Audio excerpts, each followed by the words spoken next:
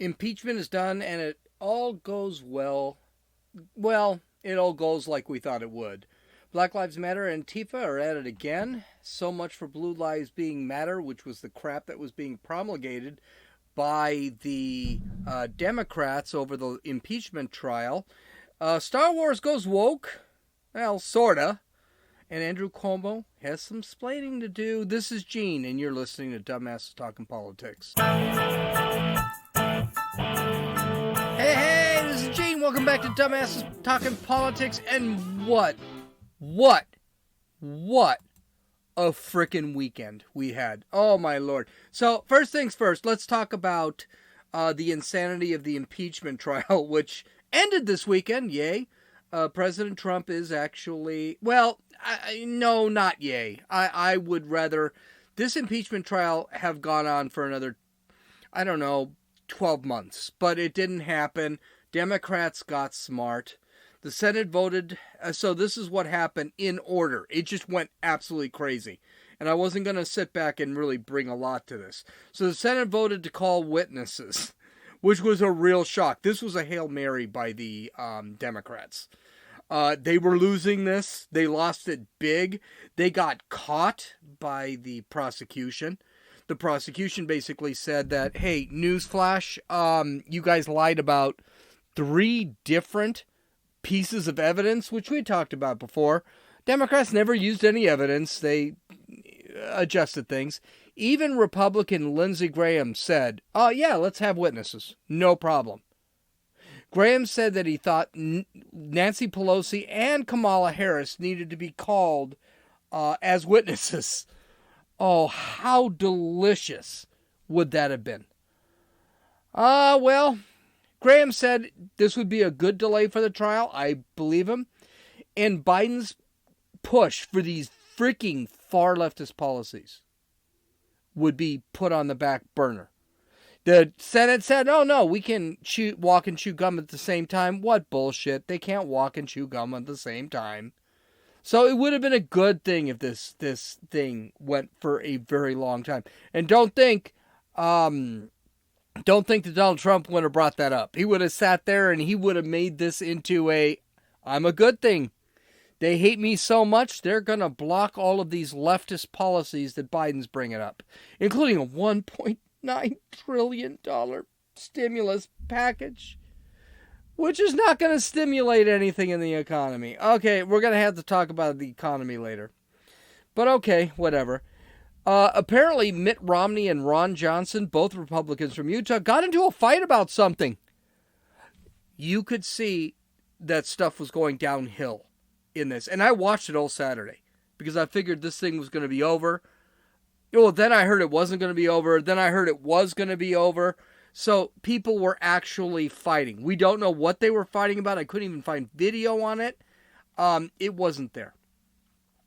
In what appears to be a de-escalation of previous witnesses called, both sides agreed to enter Representative Jamie Harris Butler's statements into evidence. This ended the whole call for witnesses. So suddenly, this is going to end on Saturday, even though it was looking it wouldn't end until July. Now, Jamie Herrera Butler, who is a Republican, she is a representative for the House, said that she had overheard someone say something on a phone call that was given to somebody else. It was basically in 3 steps hearsay. So the Democrats thought, oh, yeah, they're going to call Nancy Pelosi and Kamala Harris to testify. That's what the Democrats said. Maybe we should not. And this gal's testimony was weak at best. To call it testimony if it were in a trial. And by the way, this is the whole problem with this whole thing. If it were in a trial, it wouldn't even be counted. It's just garbage. The impeachment managers started their closing statements. Trump's defense team had their closing statements. Trump was acquitted in the Senate by a count of 57 for, 43 against, 10 short of the 67 needed to convict.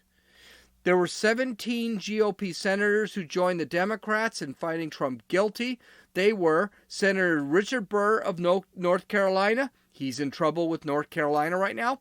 Bill Cassidy of Louisiana. He's in trouble with Louisiana right now. In fact, he's been censured by Louisiana. Susan Collins of Maine. Lisa Murkowski of Alaska. What a shock. Mitt Romney of Utah, who is a Democrat. Let's call it what he is. He is a Democrat. Ben Sasse of Nebraska and Pat Toomey of Pennsylvania. Ben Sasse and Pat Toomey are both retiring because they are going to be primaried in their next elections. What's disturbing is the Democrats were completely united, but 7 Republicans kind of pushed out. This is bad for the Republican Party. The Republican Party, and they're beginning to see this, wants to get rid of these people. It's bad because Republicans just voted because of politics, not evidence. There was no evidence presented in this trial at all. It was kind of disgusting. So the impeachment managers, not only did they not prove a damn thing, they actually got caught 3 times, and it's thought to be more than 3 times, actually changing the evidence. So the squishes and never-Trumpers and rhinos, they should be taken out of office. And the Democrats are not completely wrong. There was definitely, it was, I love when they say it was bipartisan. It wasn't bipartisan. But the Republicans need to get rid of these squishes because they're not going to help. And we need people like Donald Trump, anybody else like him, to actually take control of this whole thing. Well, Nancy Pelosi started losing her crap. She had to say this when she had finished her initial statement about the impeachment trial. And then she was asked about censorship. And she scared the hell out of the impeachment managers. They ran away like little bitches. Listen to this. All right, let's see. So, Speaker Pelosi, is censure? I'll come to you and then I'll come to you. I'm sorry. Is censure an option right now? Then? Censure is a slap in the face of the Constitution that lets everybody off the hook. That lets everybody off the hook. Oh, these cowardly senators who couldn't face up to what the president did and what was at stake for our country are now going to have a chance to give a little slap on the wrist. We censure people for using stationery for the wrong purpose. We don't censure people for inciting insurrection that kills people in the Capitol. Do you know who she didn't censor? She didn't censor Ilhan Omar, who sat back and made some horribly anti-Semitic comments. She didn't censor Eric Swalwell, who was sleeping with a frickin' Chinese spy. She didn't censor anybody. So I think it's really rich to hear Nancy Pelosi, I think, say anything about who she should not censor.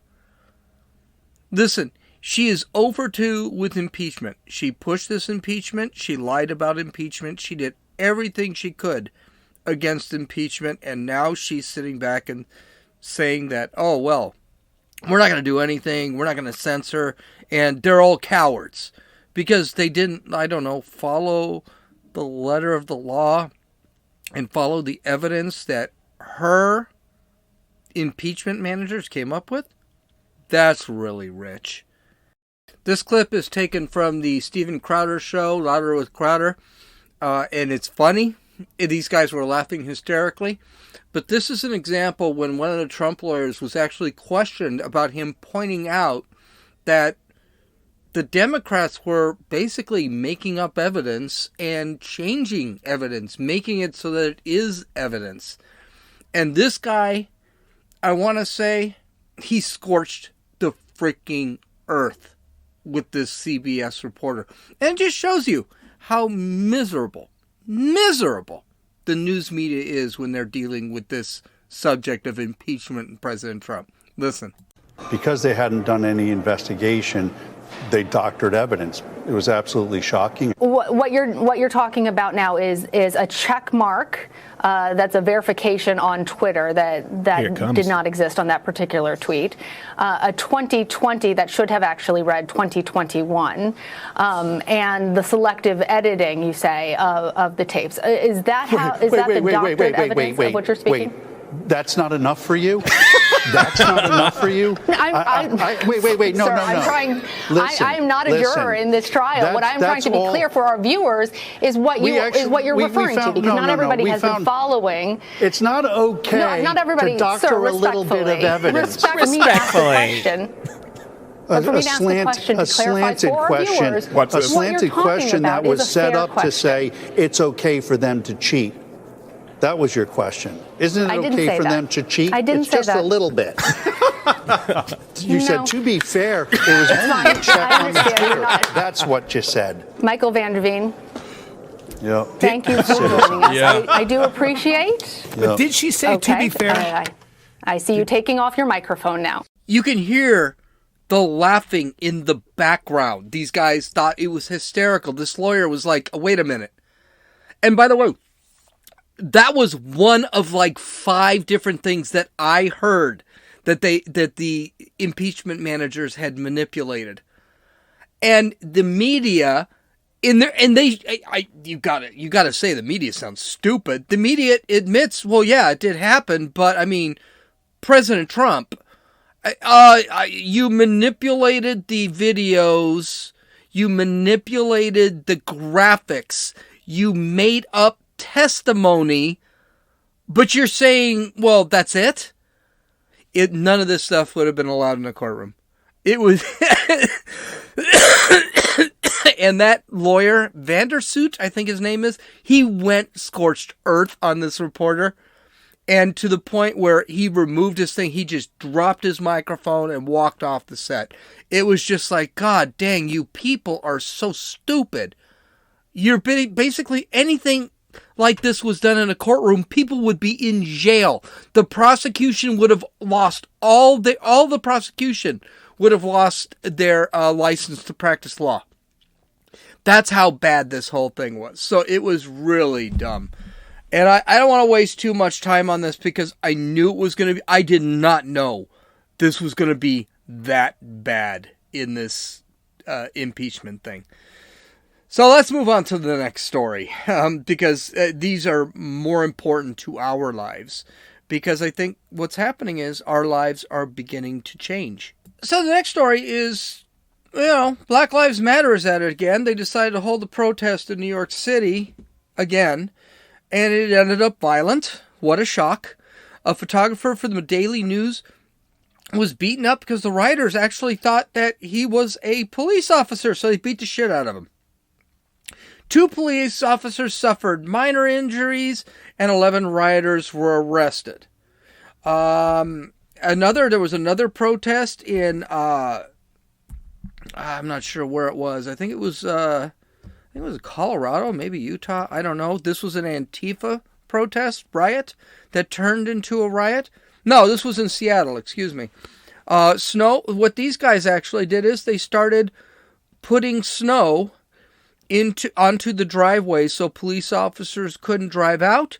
And then they thought this was so funny, this is a great idea. They started putting snow against the doors of the police department so the police officers couldn't get out. So that's great. This isn't reported on. For example, this month in 2021 there have already been 3 or 4 BLM and Antifa riots, and no one's reported on them. So I don't want to hear from the Democrats about President Trump and his crap, because here's the reality. We still got these riots here and no one's stopping any of it. And no one seems to be talking about it. Though they'll talk about January 6th. By the way, folks, it's February 15th. And between January 6th and February 15th, we've had riots every weekend, and they've been violent, and they've been against police, they've been against the system. No one talks about it. So, in the third story, which I think is actually a big story, is Disney is getting a lot of crap because they decided to fire Gina Carano, who plays Cara Dune in The Mandalorian, because she made a couple of really social media posts that they thought, I'm sorry, I'm laughing already. I shouldn't. It's actually quite funny. She made a couple of offensive conservative tweets on social media, specifically Twitter, and I've got pictures of them. Really funny. She had 2 tweets and there were actually 3, which led to her firing from Disney Plus, which actually hosts The Mandalorian. A little bit about her: she is a conservative, and she has completely dismissed things like cancel culture, which, by the way, that was what her tweet was about, that and ended up getting her fired, was about cancel culture. And what a shock, she got canceled. And she also had other posts like the idiocy of the transgender movement. And she also talked about, which were about her pronouns, which I thought was hysterical. And also masking. She thinks that everything we're doing is wrong when it comes to this.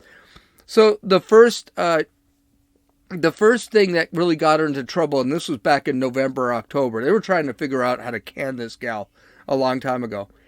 She's a conservative. By the way, she's also an MMA fighter, so right off the bat, this gal knows how to take care of herself. Cara Dune in The Mandalorian, if you haven't seen it, she's a hard ass. Well, she's a hard ass because she's actually a hard ass. She actually fought in the MMA, and she's a tough broad. So, and by the way, I said broad. I'm sorry, I'm being politically incorrect, but the reality is she wouldn't care. So the first change she made was to her profile. Apparently, her, quote, people, end quote, wanted her to add her pronouns on Twitter to show that she was diverse and in support of the trans community. She did. She said, "My name is Gina Carano, and her pronouns are boop, bop, and beep." I think this is funny. Disney didn't think it was funny, and she ended up on the radar way back. I mean, she ended up back in freaking October, November. But the big post that got her into trouble was one where she actually made a criticism of cancel culture. In her tweet, she said, "Jews were beaten in the streets, not by Nazi soldiers, but by neighbors, even by children." Sad face emoji. Quote, "Because history is edited, most people today don't realize that to get to the point where the Nazi soldiers could easily round up thousands of Jews, the government first made their own neighbors hate them simply for being Jews. How is it that any different from hating someone for their political views?" End quote.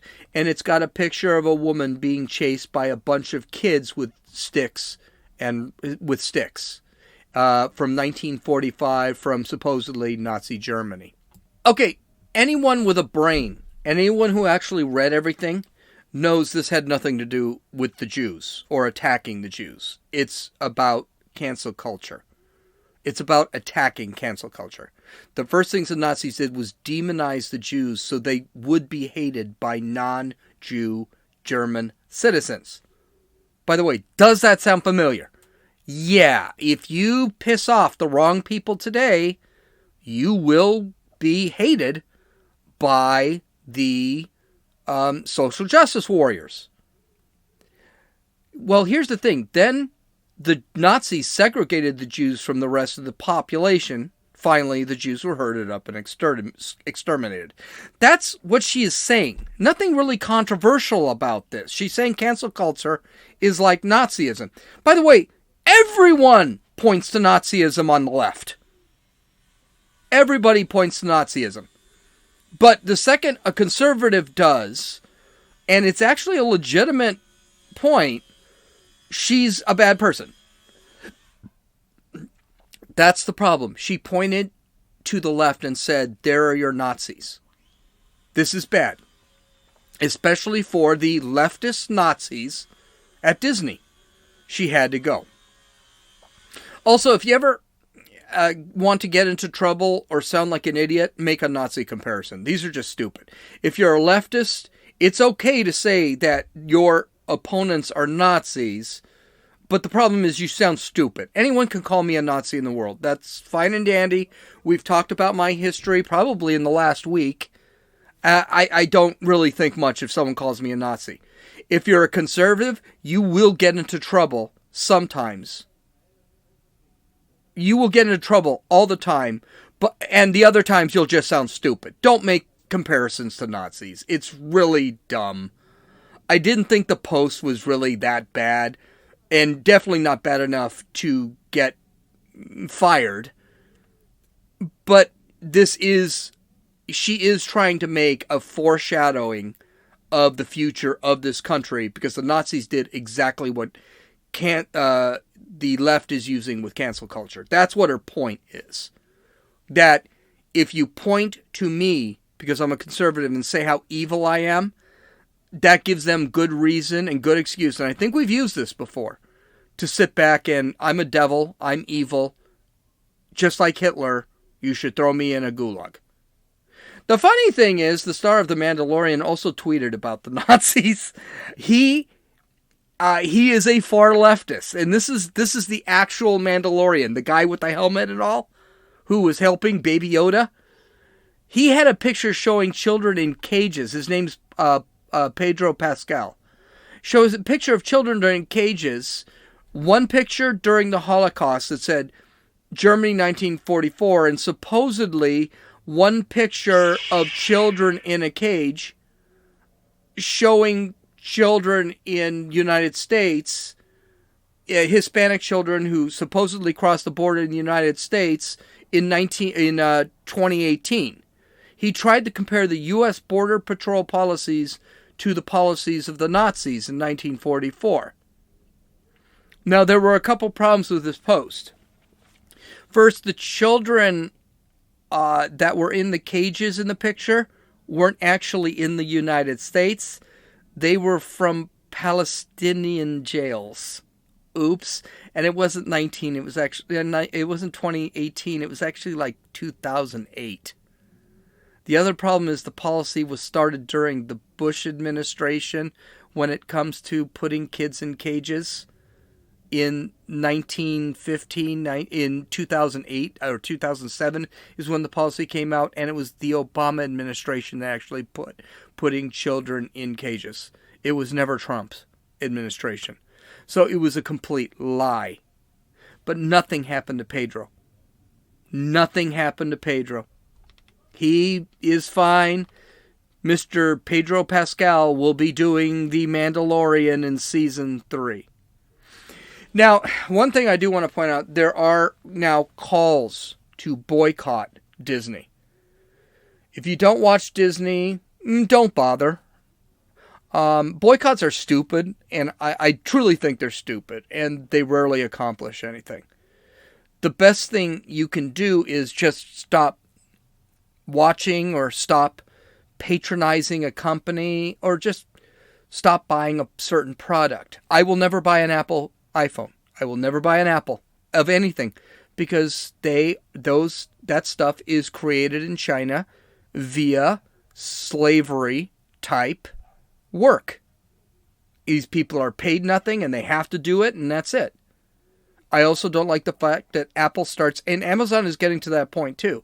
Apple has to give their technology to China. This is scary. So just don't buy it, and they will suffer. But boycotting, I think this is stupid. They never work. They don't work when the left tries to do it, and the left tries to do it all the time. And I don't think they're going to work any better with the right. For example, I still watch Netflix. I actually don't have a Netflix account because I got rid of it after I found out that Susan Rice was actually part of the Netflix board, and then I saw Obama getting his show, and lots of their movies are very left-wing in nature, so I stopped watching it. But I had it for a while. I still watch it. So boycotting is stupid. Now, the good news for Gina Carano was announced last week that the Daily Wire, which is a conservative outlet, and started moving into the entertainment industry because they basically wanted to give people an alternative to the left-wing entertainment industry, has accepted Gina Carano, and she has accepted the offer from them to produce and star in her own movie that will be filmed and produced by her and a couple of investors from the Daily Wire, and will be distributed by the Daily Wire. So there's some good news. And honestly, I think this is great news. Here's the thing. Protesting, boycotting, throwing temper tantrums on Twitter or Facebook, it's a waste of time. Action is what is going to make a difference. I tell you, I will not talk about my Twitter account. Really don't give an F about my Twitter account. I'll tell you about my Parler account, which is a conservative-based Twitter. I'll talk about other things, but you don't have to listen to me. You don't have to go to my YouTube account. I haven't figured out the other video account that is out there that is conservative, which I really, maybe tonight I'll do that. But the thing is, protesting, boycotting, and throwing a fit on social media isn't enough. The Daily Wire, which I subscribe to, is the reason. It's do something about it. You don't like this type of entertainment. You don't like their philosophy of entertainment. Stop watching their entertainment and go to an entertainment that's closer to your values. You don't like these idiots that are kneeling during sporting events. Just stop watching the sporting events. They are beginning to suffer. And there are no boycotts for the NFL. There are no boycotts for the NBA. Yet the NFL and NBA, their percentages are down 30% from just a few years ago. So they are beginning to suffer, and that is a good thing. Okay, the last story is New York Governor Andrew Cuomo. He's got some splaining to do. So per the New York Post, okay, quote, Governor Andrew Cuomo's top aide privately apologized to Democratic lawmakers. Yeah, that's something right there that's going to trip me up. For withholding the state's nursing home death toll from COVID-19, telling them, quote, we froze, end quote, out of fear that the true numbers would, quote, be used against us, end quote, by federal prosecutors, the Post has learned. The stunning admission of the cover-up was made by Secretary of State, the Secretary of the Governor, Melissa DeRosa, during a video conference call with the state Democratic leaders in which she said the Cuomo administration had rebuffed a legislative request for the tally in August because, quote, right around the same time, then President Donald Trump turns this into a giant political football, end quote, according to an audio recording of the 2-hour-plus meeting. Okay, now mind you, she's still blaming Trump that they lied about it, but she's blaming Trump that they lied about the numbers from August. She admits they lied, but it's Trump's fault. And notice she doesn't apologize to the people the families of the people who actually died because of their shitty policy. She's apologizing to the Democratic lawmakers. That's awesome. What about the people the families whose people died in those homes because of Cuomo's crappy ass policies? DeRosa said, quote, he starts tweeting that we killed everyone in nursing homes. He starts going after New Jersey Governor Phil Murphy. Starts going after California Governor Gavin Newsom. Starts going after Michigan Governor Gretchen Whitmer. In addition to attacking Cuomo's fellow Democratic governors, DeRosa said, Trump directs the Department of Justice to do an investigation into us. And basically, we froze, she told the lawmakers. Because then we were in a position where we weren't sure if what we were going to give to the Justice Department or what we give to you guys, what we start saying was going to be used against us while we weren't sure if there was going to be an investigation. That played a very large role in this. So, in other words, it's Trump's fault. It's the DOJ's fault. It's not their fault for hiding information. And then instead of just coming clean back in August when this information was requested, they doubled down. And now that they were caught, They're caught. It's done. They're caught. We know they lied by about 10,000 deaths. They lied. Literally, there are like 15,000 deaths compared to these 5,000 or 6,000 they had mentioned. And they're talking probably closer to 20,000 deaths. They sat back and we apologize for lying to the other Democrats out there that thought we were telling the truth. And it's Trump's fault because he scared us. Oh my God.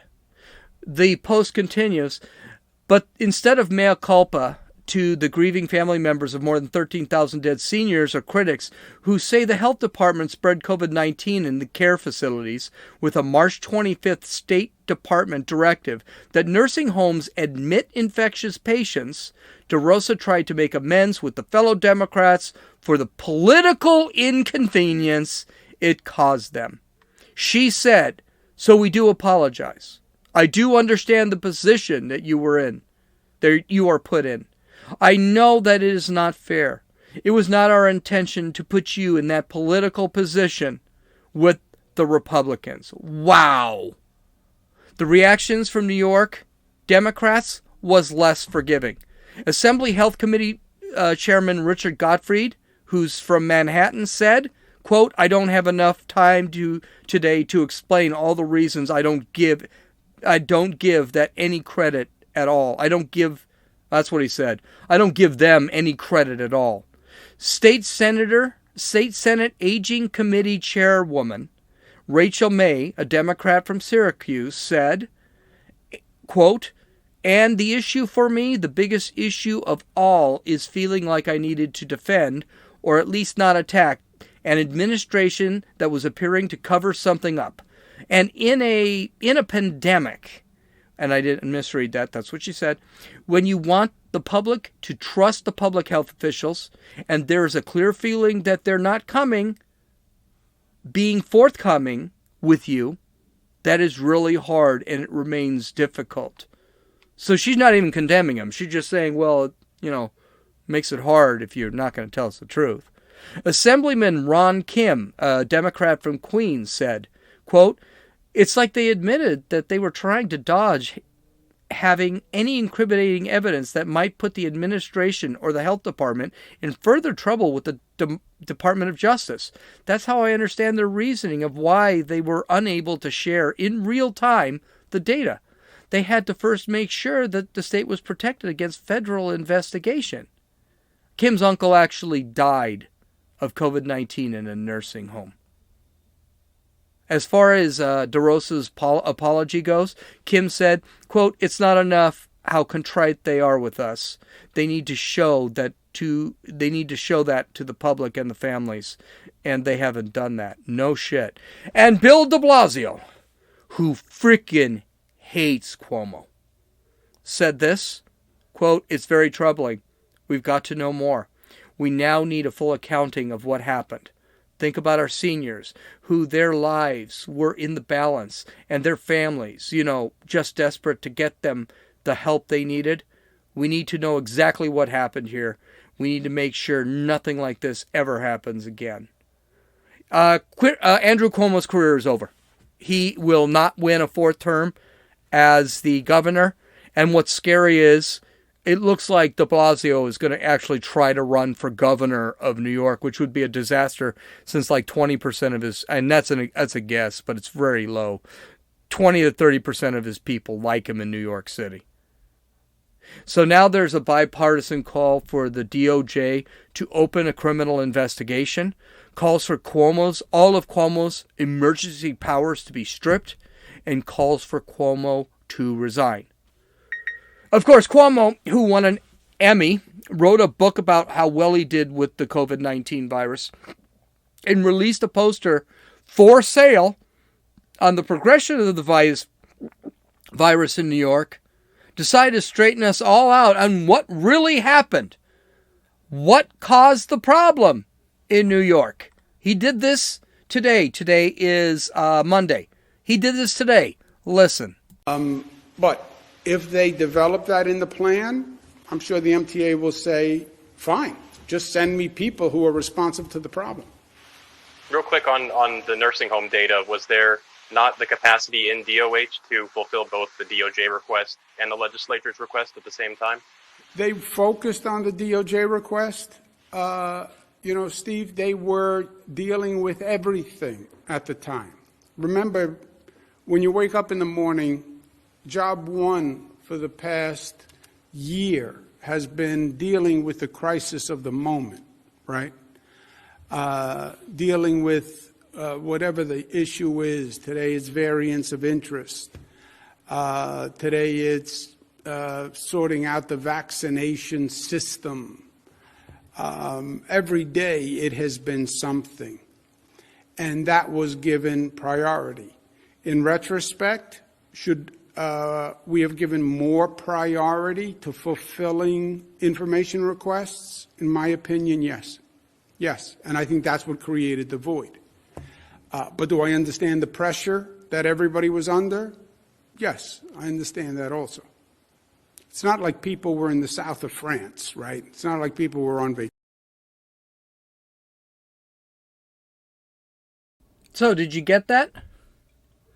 The reason they lied is because everyone below Andrew Cuomo was stressed out about it.